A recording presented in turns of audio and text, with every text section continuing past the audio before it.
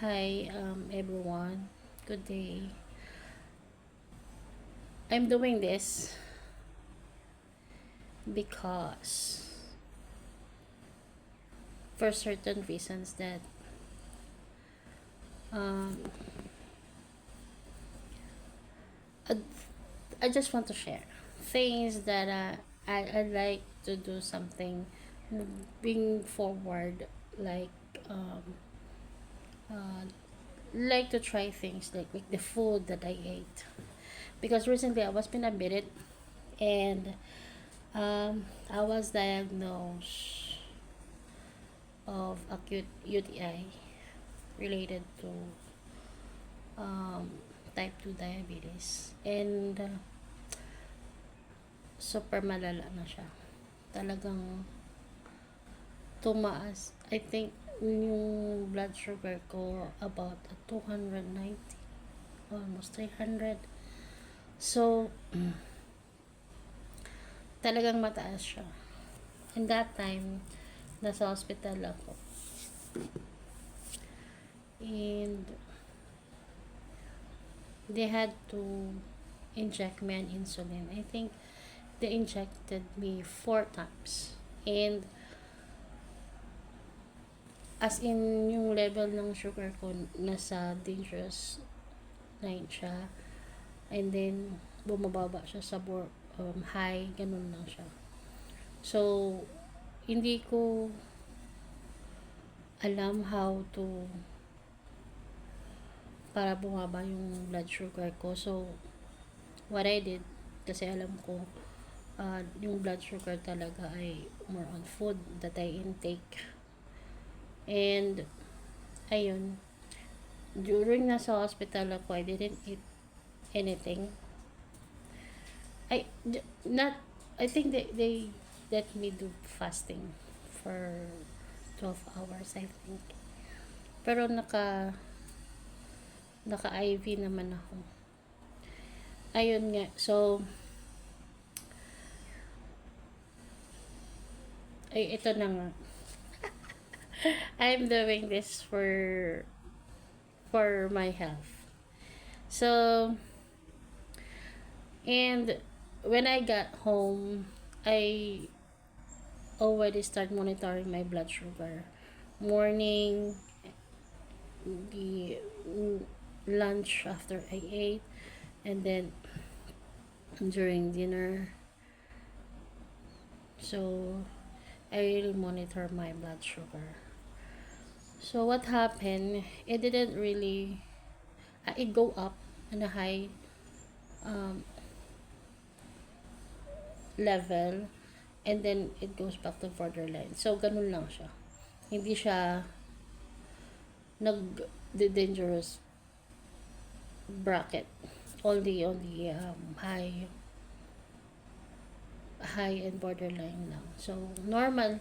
Sa normal, hindi talaga siya bumababa sa normal. So, what I'm doing, I drink a lot of water. About 2 to 3 liters. I really try to drink 2 to 3 liters. And I'm measuring my liquids water because I really want to yung blood sugar na bumaba siya. Yung level ng sugar na bumaba. So, yun nga. Nung bumaba naman siya, the thing is, ang hirap niyang bumaba.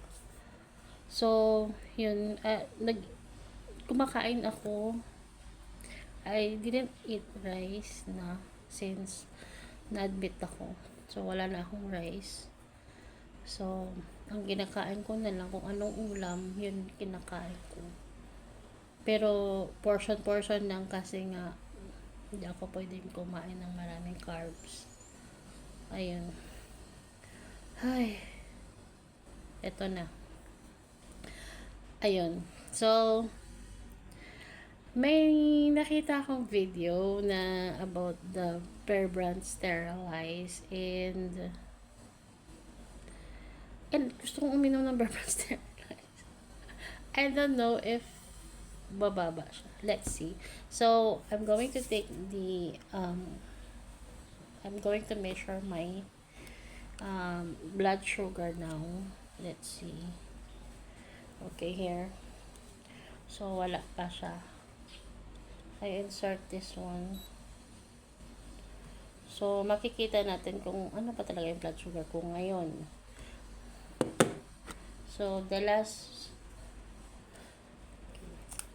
let's see kung ilan na ba talaga yung blood sugar ko. Ngayon, bago ako minom ng bourbon. Then, after this, after I drink the bourbon, kuha tayo ng ulit ng blood sugar ko kung talagang bababa siya. Sabi kasi dun sa video na napanood ko, bumaba daw yung, I don't know if it's true. Let's see.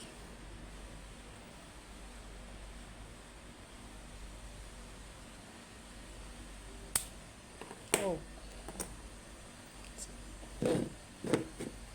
Ayan. Guys, here na ba? So, ayan.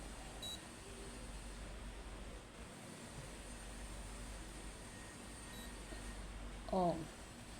Bumaba siya ng 125, 152, 152. So, 152 po siya. So, my time check is 1:17. So, what I'm going to do, I'll drink this. Tingnan natin kung bababa talaga siya. I don't know if it's gonna go down. Wala. Let's try. Try. Sana hindi siya tumaas. Tama ba? Yung 152 na ito, ano lang to, parang nasa borderline siya. So, hindi siya nasa high. So, balik kasi ang ano siya, normal, borderline, high, and dangerous. Ayun. Let's drink this. So, konti lang siguro inumin ko. Takot ako. Siguro mga half.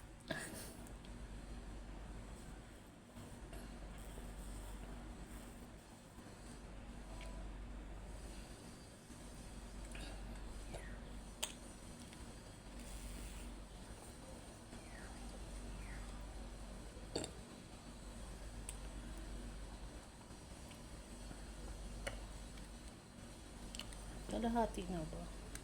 Kung makita. Sarap niya.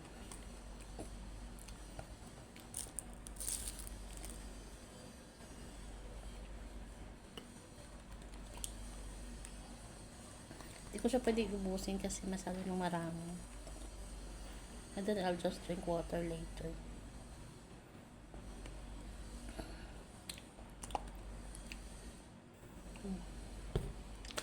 So, pwede na siguro. I'll be back after 2 hours. Kasi, kailangan after 2 hours, pwede nang ulit kumuha ng blood sugar.